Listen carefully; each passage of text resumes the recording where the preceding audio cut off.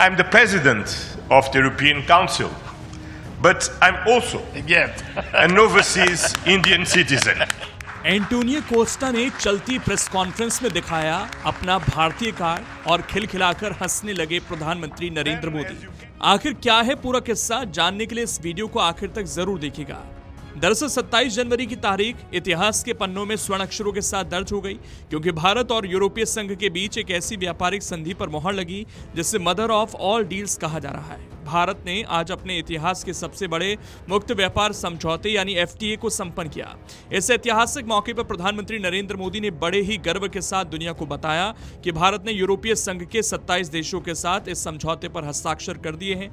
ये सिर्फ कागजों पर लिखी गई कोई डील नहीं, बल्कि ये साझा समृद्धि का वो ब्लूप्रिंट है जो आने वाले समय में वैश्विक स्तर पर निवेश को बढ़ावा देगा, नवाचार की नई साझेदारियां बनाएगा और दुनिया भर की सप्लाई चेन को मजबूती प्रदान करेगा।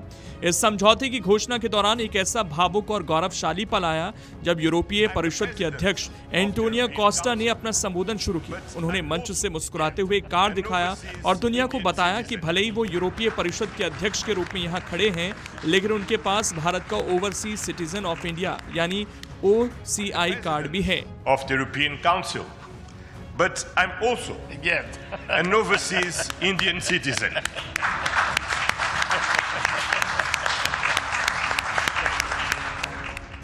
उन्होंने बड़े गर्व से कहा कि शिखर सम्मेलन दुनिया को एक स्पष्ट संदेश देता है कि जब वैश्विक व्यवस्था को बुनियादी तौर पर फिर से आकार दिया जा रहा है, तब यूरोपीय संघ और भारत रणनीतिक और विश्वसनीय साझेदार के रूप में एक साथ खड़े हैं।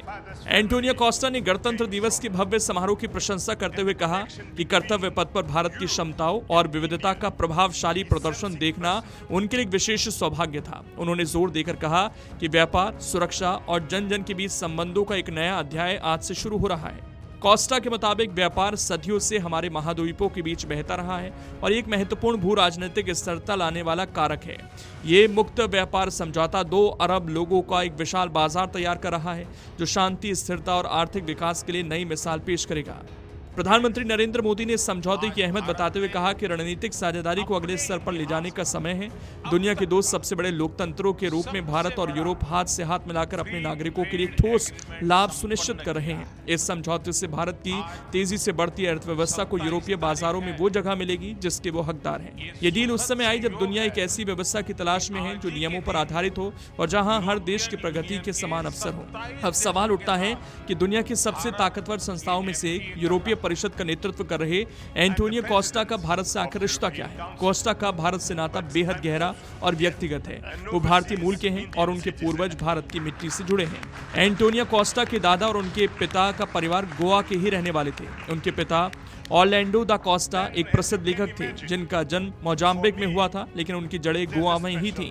और यूरोप और भारत के बीच का संबंध उनके लिए केवल पेशेवर नहीं बल्कि पूरी तरह से व्यक्तिगत है। एंटोनियो कोस्टा की राजनीतिक यात्रा भी बेहद प्रेरणादायक रही है। उन्होंने लिस्बन विश्वविद्यालय से कानून की पढ़ाई की और कुछ समय तक वकालत के पेशे में भी रहे, लेकिन 1988 के बाद उन्होंने पूरी तरह से राजनीति को अपना कार्यक्षेत्र बना लिया। वो पुर्तगाल के प्रधानमंत्री के रूप में लंबा और सफल कार्यकाल पूरा कर चुके हैं और वर्तमान में यूरोपीय परिषद के अध्यक्ष जैसी गरिमामयी भूमिका निभा रहे हैं। साल 1987 में उन्होंने शिक्षिका फर्नांडा मारिया से विवाह किया था और उनके परिवार में एक बेटा और बेटी भी है। आज जब OCI कार्ड धारक भारतीय मूल का व्यक्ति यूरोप का प्रतिनिधित्व करते हुए भारत के साथ ऐतिहासिक डील पर हस्ताक्षर कर रहा था, तो ये नए भारत की बदलती तस्वीर का सबसे बड़ा प्रमाण था।